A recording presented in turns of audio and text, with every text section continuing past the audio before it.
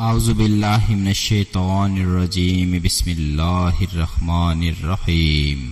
دوستو، آج کی ویڈیو کا عنوان ہے اظہار گناہ منع ہے، اور جو جان بوجھ کر اندھا بنتا ہے رحمان کے ذکر سے تو ہم مقرر کر دیتے ہیں اس کے لیے ایک شیطان، پس وہ ہر وقت اس کا رفیق رہتا ہے۔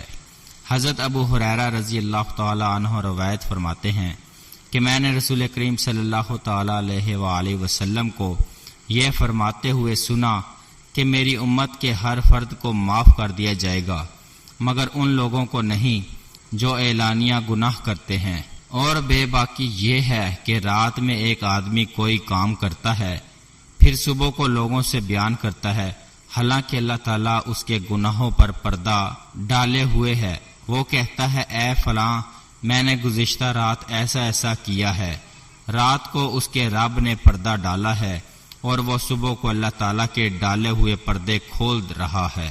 گناہ کا کام کرنا بہرحال گناہ ہے، لیکن اعلان گناہ بڑا گناہ ہے کہ اس سے گناہوں کی اشاعت ہوتی ہے اور آدمی کا اپنے گناہ پر نڈر ہونا لازم ہوتا ہے۔ اس لیے اگر کوئی گناہ ہو جائے تو فوراً توبہ کرے اور اس کو کسی پر ظاہر نہ کرے۔